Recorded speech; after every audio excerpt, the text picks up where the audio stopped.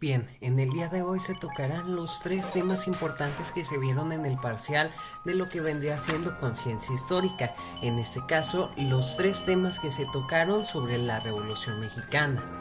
Ahora, para irnos lo más rápido posible, hablaremos del primer tema. Bajo el gigantesco monumento se conmemora el aniversario de la Revolución. Como consecuencia de su adelanto profesional, el ejército revolucionario ha dejado el manejo del Estado al civilismo, dice el general Montes durante el solemne acto en el que el general Juan F. Escara... La Revolución Mexicana y su inicio. Bueno, la Revolución Mexicana fue un movimiento provocado por Francisco Madero, dueño de la hacienda El Rosario en Parras de la Fuente.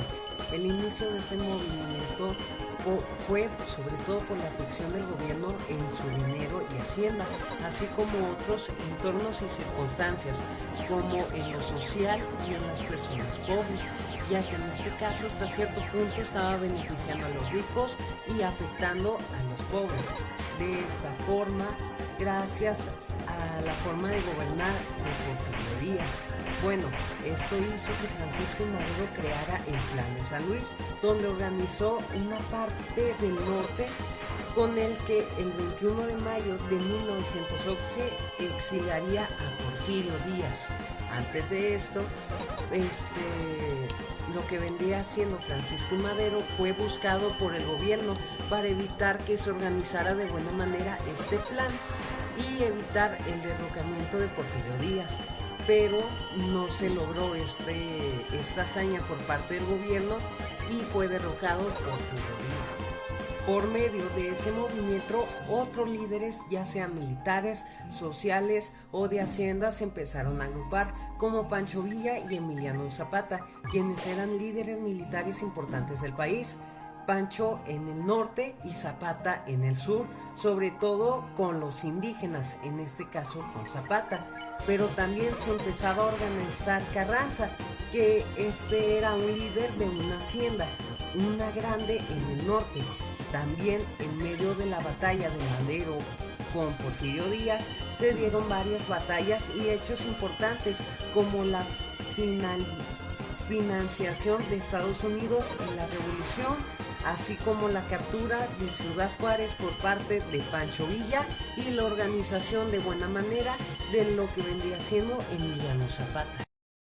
En el momento en el que Madero tomó el poder del país, sentó las bases del estado de bienestar y varias cosas del México moderno, como la política, ya que fue elegido de esta manera presidente el 6 de noviembre de 1911, pero su mandato terminó el 22 de febrero de 1913, casi un año y medio después.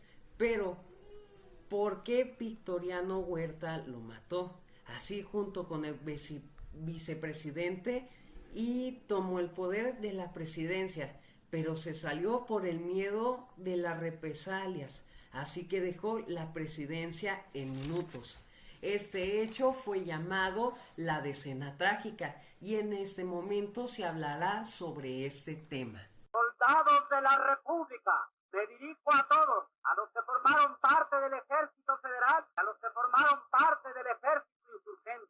La guerra ha terminado. Todos los mexicanos debemos celebrar el hermoso triunfo que se ha obtenido. Ese triunfo ha sido obtenido por el pueblo, que fue el único que luchó contra el único enemigo, que era el dictador. El Ejército Federal no ha sido vencido, fue vencido el dictador. Este inició la madrugada del 9 de febrero de 1913, cuando Mondragón y Gregorio Ruiz intentaron derrocar al presidente Francisco Madero. Esto porque eran porfiristas y tenían encarcelados a dos cómplices. Este golpe empezó a planearse en 1912, pero en sí no fueron solo ellos, sino que fueron ayudados en una gran parte por Estados Unidos, quienes no querían que México se nacionalizara, sobre todo con ferrocarriles y el petróleo y los recursos que tenía en ese poder México. En sí, este plan consistía en varias cosas. Tenía dos planes.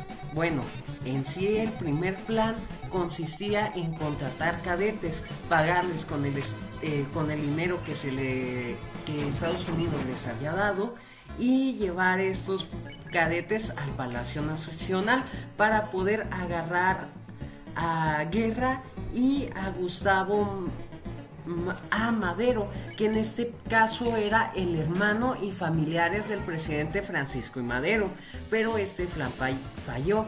Ahora, el segundo, ese sí funcionó. En este caso era liberar los dos cómplices que tenían encarcelados, eso con otros cadetes que se contrataron. En sí, este fue el único que funcionó.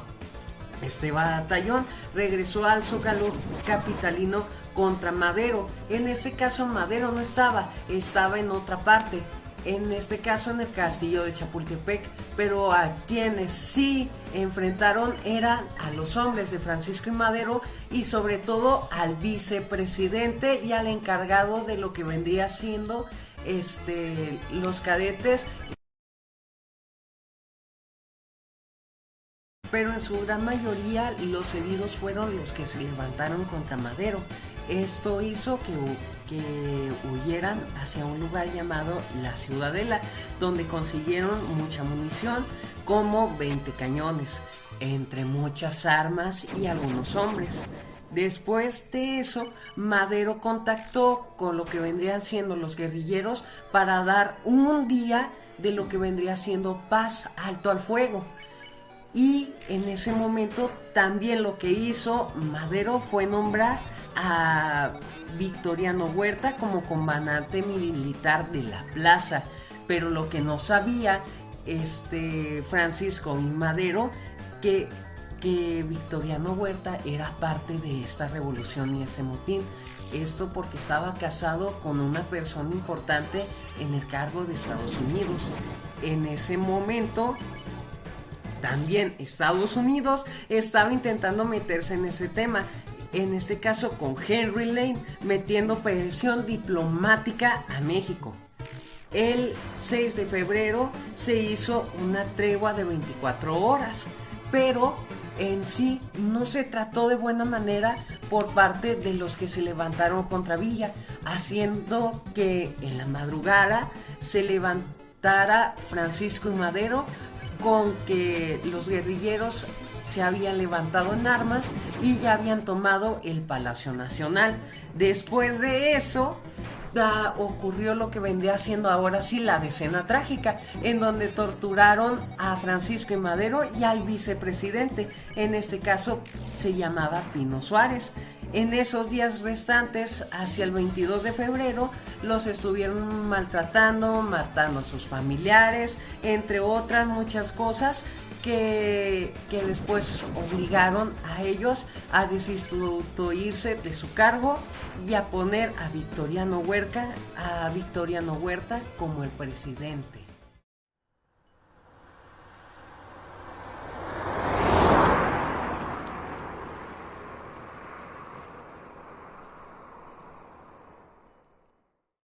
Ahora sí vamos a ir con el último punto, en este caso siendo la Convención de Aguascalientes.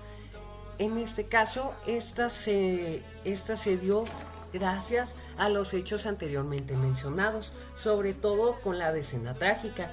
En este caso, esta encaminó a los tres poderes, los villistas, los carrancistas y los maderistas, a darse ahora sí en la madre, para poder tener el poder del país.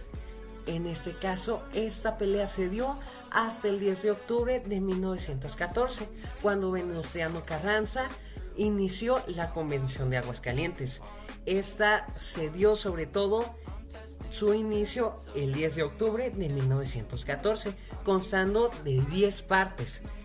En este caso, como se mencionó anteriormente, se asistieron los tres poderes, los villistas, los carrancistas y los maderistas, y asistieron los dos líderes importantes, el de los villistas y el de los maderistas.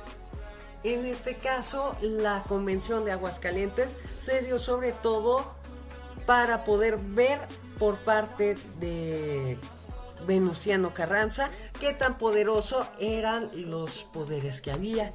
y también, sobre todo, sentar una base y una buena organización para todo lo que estaba ocurriendo hasta ese momento. En esta se trataron muchos temas y se terminaron de organizar varias cosas que ya había sentado como base Madero, como la política, entre otros temas que ya se habían mencionado, así como otras cosas que se iban a dar en un futuro, como el documento de la Constitución de 1917. Aquí se sentó la base de esta y esta la tomaría Venustiano Carranza para poder hacer este documento. Pero, si todo iba tan bien, ¿cómo se dio el final de esta? Bueno, esta convención terminó sobre todo por una fotografía en donde Zapata y Villa estaban juntos y el primero estaba sentado en la silla presidencial, provocando que Venustiano Carranza no firmara el Tratado de Paz, haciendo que se declarara la guerra hacia ambos lados. Esto provocando que la guerra durara hasta el año de 1917, donde finalmente Carranza ganó, pero ¿qué ganó? Quedarse con el poder, ya que no reconoció al presidente interino, además de establecer de mejor manera su soberanía, ya que controlaba gran parte del norte y del este del país.